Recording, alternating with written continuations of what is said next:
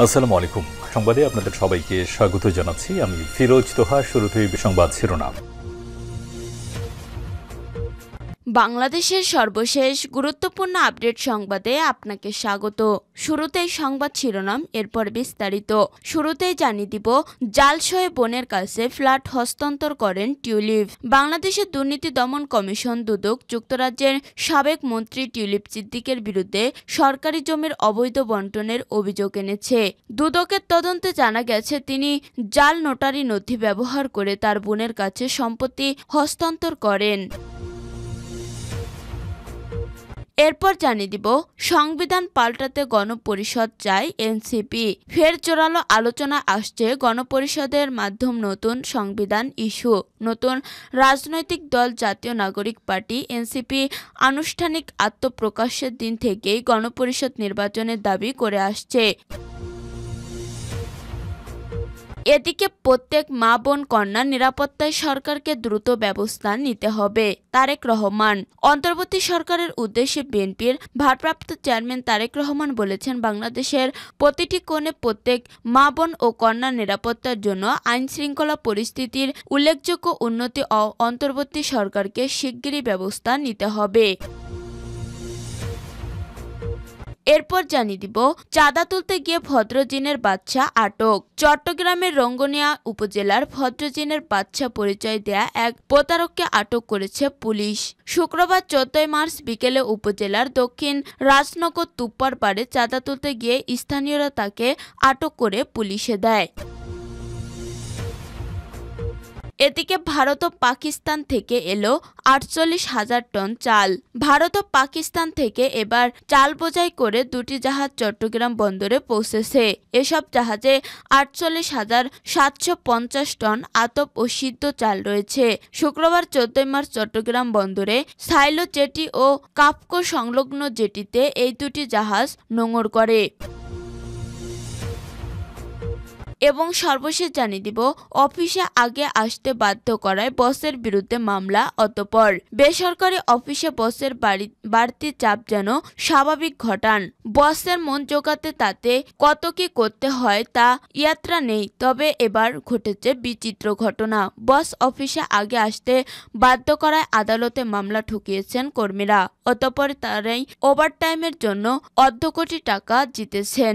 South China morning পোস্টের বরাতে ভারতীয় সংবাদ মাধ্যম এবিপি আনন্দের এক প্রতিবেদনে এই তথ্য জানানো হয়েছে। প্রিয় দর্শক, এতক্ষণ শুনছিলেন সংবাদ শিরোনাম, এরপর বিস্তারিত। তবে তার আগে বন্ধু, জানিয়ে দিন আপনি কোন স্থান থেকে আমাদের সংবাদটি দেখছেন এবং শুনছেন। জানিয়ে দিন এই সংবাদ সম্পর্কে আপনার মূল্যবান মতামত। আর বন্ধু, আপনি যদি আমাদের চ্যানেলে নতুন হয়ে থাকেন তাহলে ভিডিওটি দেখতে দেখতে চ্যানেলটি সাবস্ক্রাইব করে রাখুন, যাতে করে আমাদের পরবর্তী সংবাদগুলো সবার আগে আপনার কাছে পৌঁছে যায়। এবারে বিস্তারিত। জালসহে বোনের কাছে ফ্ল্যাট হস্তান্তর করেন টিউলিপ। বাংলাদেশ দুর্নীতি দমন কমিশন দুদক যুক্তরাজ্যের সাবেক মন্ত্রী টিউলিপ সিদ্দিকের বিরুদ্ধে সরকারি জমির অবৈধ বণ্টনের অভিযোগ এনেছে। দুদকের তদন্তে জানা গেছে, তিনি জাল নোটারি নথি ব্যবহার করে তার বোনের কাছে সম্পত্তি হস্তান্তর করেন। ওই নথিতে দেয়া আইনজীবীর সইটিও জাল। গতকাল শুক্রবার যুক্তরাজ্যের সংবাদ মাধ্যম ফিনান্সিয়াল টাইমসের এক প্রতিবেদনে এই তথ্য জানানো হয়েছে। ঢাকার পূর্বাচল নিউ টাউন প্রকল্পে নিজ পরিবারের জন্য সরকারি প্লট নিশ্চিত করেন এবং রাষ্ট্রীয় মালিকানাধীন জমির অবৈধ বরাদ্দের মাধ্যমে সুবিধা দেন। গত বৃহস্পতিবার প্রকাশিত দুদকের একটি অভিযোগপত্রে উল্লেখ করা হয়, তিনি ভুয়া নোটারি ব্যবহার করে তার বোনের নামে আলাদা একটি ফ্ল্যাট হস্তান্তর করেন। দুদক এখন টিউলিপের বিরুদ্ধে আনা এই অভিযোগ আদালতে উপস্থাপন করবেন। আদালত অভিযোগ আমলে নিয়ে অনুমোদন দিলে বিচারিক কার্যক্রম শুরু হবে। টিউলিপ সিদ্দিকী গত জানুয়ারিতে যুক্তরাজ্যের সরকারি পদ থেকে পদত্যাগ করেন। সেই সময় ফিনান্সিয়াল টাইমসের প্রতিবেদনে জানানো হয়, তিনি তার খালা শেখ হাসিনার নেতৃত্বাধীন আওয়ামী লীগ সরকারের সঙ্গে সংশ্লিষ্ট সম্পত্তি থেকে সুবিধা পান। এই অভিযোগ ওঠার পর তিনি রাজনৈতিক চাপে পড়েন, তবে তার বিরুদ্ধে ওঠা অভিযোগ বরাবর অস্বীকার করে আসছেন টিউলিপ। দুদক জানিয়েছে তারা রাষ্ট্রীয় সম্পদের সঙ্গে জড়িত দুর্নীতির অভিযোগের বিশদ তদন্তের অংশ হিসেবে টিউলিপ সহ শেখ হাসিনার পরিবারের একাধিক সদস্যের বিরুদ্ধে অভিযোগ গঠন করেছে। সাধারণত দুদকের দুর্নীতির মামলা পরিচালনা ও তদন্তের ক্ষমতা আছে। সংস্থাটির দাবি, শেখ হাসিনা ও তার আত্মীয়রা আইন লঙ্ঘন করে সরকারি জমির মালিকানা নিয়েছেন। দুদকের চেয়ারম্যান ডক্টর মোহাম্মদ আবুল মোমেন ফিনান্সিয়াল টাইমসকে বলেন, সাবেক প্রধানমন্ত্রী ও তার পরিবারের সদস্যদের আরও অনেক দুর্নীতির অভিযোগ বর্তমানে দুদকের তদন্তাধীন। সংবিধান পাল্টাতে গণপরিষদ চাই এনসিপি। ফের জোরালো আলোচনায় আসছে গণপরিষদের মাধ্যমে নতুন সংবিধান ইস্যু।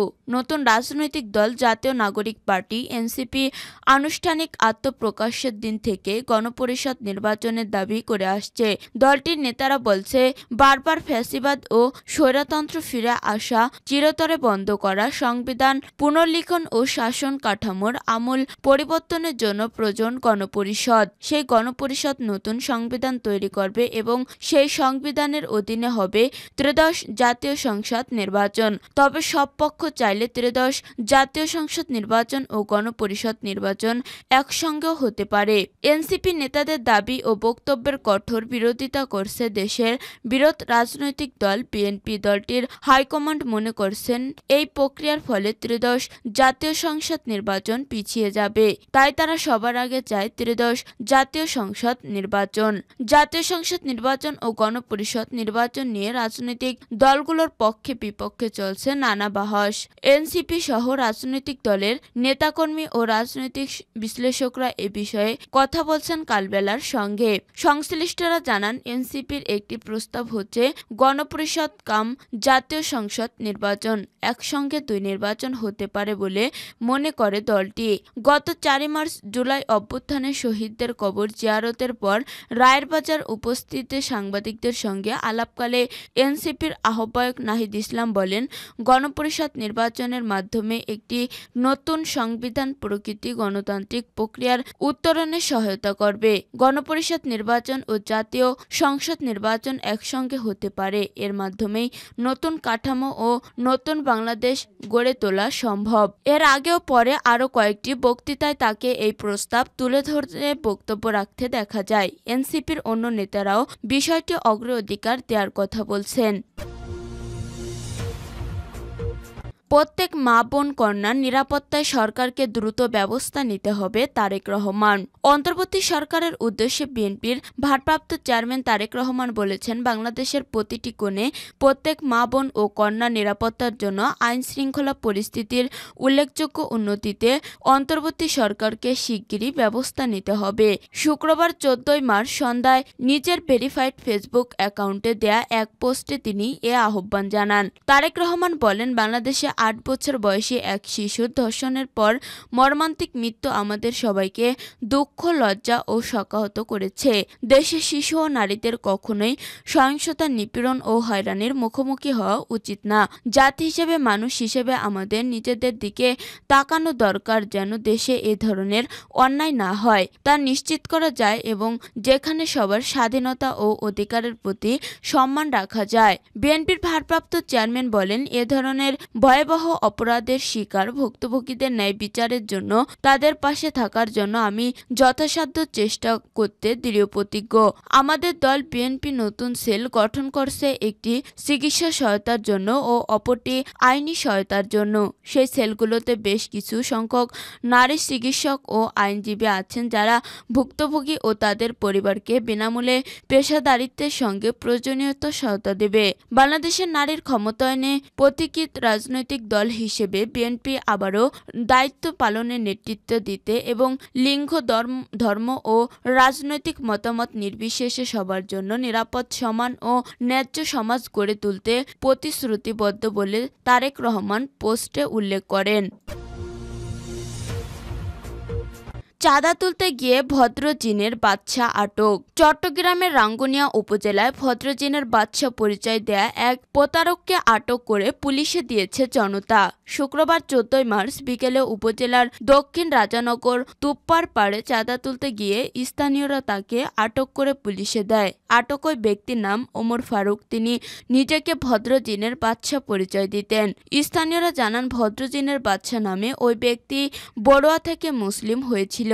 দীর্ঘদিন ধরে তিনি উপজেলার বিভিন্ন এলাকায় ঘুরে ঘুরে জিন হাজিরের মাধ্যমে বিভিন্ন কিছু সমাধান করবে বলে মানুষের কাছ থেকে টাকা নিয়ে ধোঁকাবাজি করে আসছে। কয়েকদিন আগেও তিনি এক শিক্ষকের অবসরের টাকা আত্মীয়স্বজনকে দেয়া ধারের টাকা ফেরত এনে দেবে বলে ৩০,০০০ টাকা আত্মসাৎ করেন। এরপর থেকে তিনি নিরুদ্দেশ হয়ে যান। সম্প্রতি তিনি তার মেয়ের বিয়ে দেবে বলে বিভিন্ন এলাকায় ঘুরে ঘুরে চাঁদা নিচ্ছেন। শুক্রবার সোনারগাঁও এলাকায় চাঁদা নিতে গিয়ে জনতার হাতে আটক হয়ে স্বঘোষিত এই জিন। এই বিষয়ে রঙ্গনিয়া থানার পরিদর্শক তদন্ত সুজন হাওলাদার বলেন, খবর পেয়ে ঘটনাস্থলে পুলিশ পাঠানো হয়েছে। তাকে থানায় নিয়ে আসা হয়েছে। এ ব্যাপারে প্রয়োজনীয় আইনানুগত ব্যবস্থা নেওয়া হচ্ছে।